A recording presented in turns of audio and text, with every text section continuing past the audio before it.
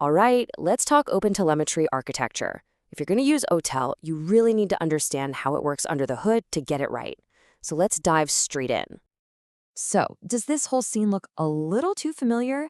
You're trying to juggle, a dozen different monitoring tools?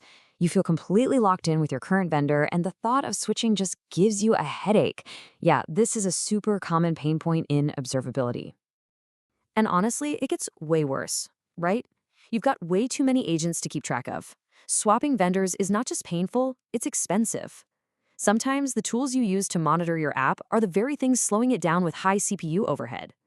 Throw in some spotty security controls, and trying to route data across different clouds, you've got a real mess on your hands. And this chaos is exactly what OpenTelemetry was designed to fix. So, how do we find our way out of this maze? Well, here's our blueprint for today. We're going to start with the core design of OpenTelemetry. Then we'll get into the nitty-gritty of how it generates data and uses its incredibly powerful collector. After that, we'll look at how it's used in the real world and what this all means for the future of AIOps. Okay, let's get to the good part, the solution. OpenTelemetry basically cuts through all that complexity with a single standardized blueprint for all your observability data. When you boil it all down, the flow is just beautifully simple. Your application gets instrumented, which just means it starts producing telemetry data.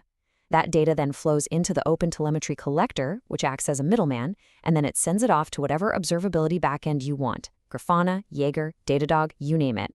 We can really break this down into three major pieces. First up is the instrumentation layer. Think of this as the source. It uses APIs and SDKs to actually create your metrics, logs, and traces.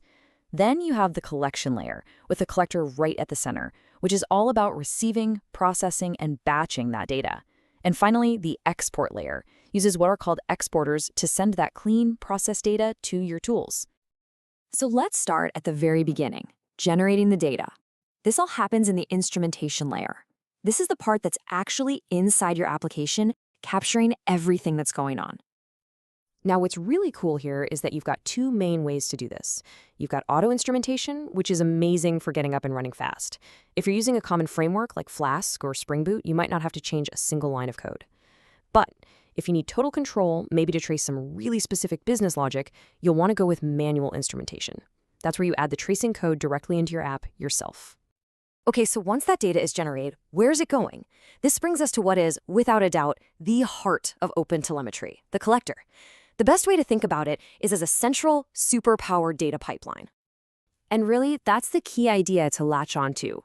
The collector isn't just another part of your app, it's a totally separate engine. This is huge because it gives you this flexible, robust way to handle all your telemetry data without ever impacting your application's performance. So how does this engine work? Well, it all starts with a receiver. This is basically the collector's front door. You set it up to listen for data from your apps using different protocols, like OTLP, which is the native OpenTelemetry format, or even formats from other tools like Jaeger and Prometheus. Once the data is in the door, it hits the processor. And this is where the real magic happens. You can do all sorts of things here. You can batch data to send it more efficiently, filter out useless noise, sample your data to cut down on costs, or even enrich it with extra info. It's all about making your data perfect before sending it on.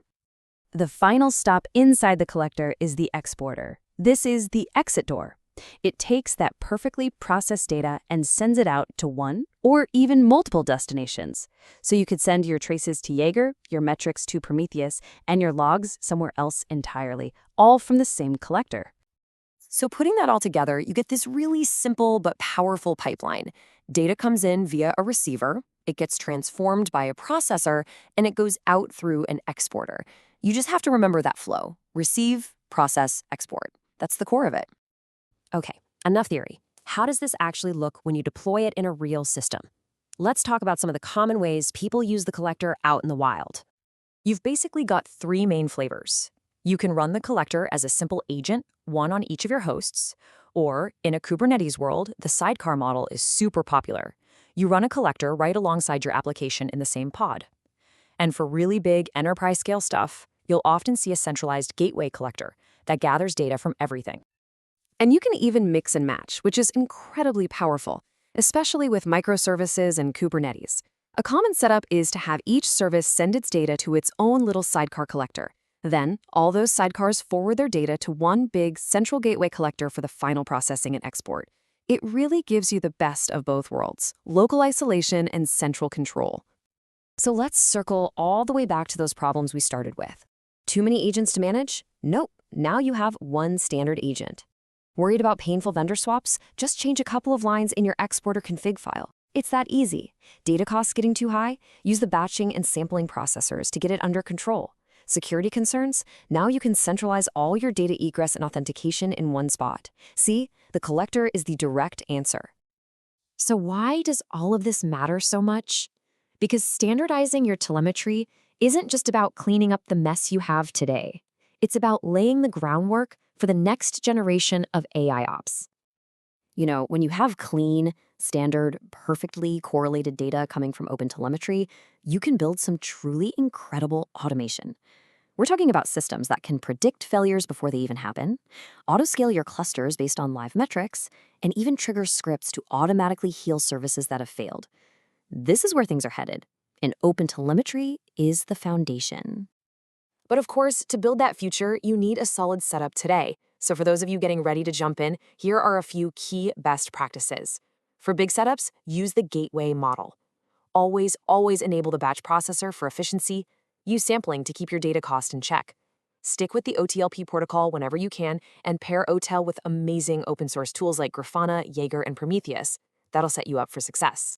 So if you forget everything else from today, just remember these 4 things. 1, instrumentation is what generates your data. 2, the collector is your central pipeline to process it all. 3, the flow inside that pipeline is always receiver, processor, exporter. And 4, you can deploy it as an agent, a sidecar, or a gateway depending on what you need. That's the core of it. Because at the end of the day, OpenTelemetry isn't just another tool you add to the pile. It is the standardized backbone that makes modern, effective observability actually possible. Which really just leaves one final question. Now that you have the blueprint, is your observability strategy really ready for the automated, intelligent future that's coming with AIOps? Thanks so much for watching.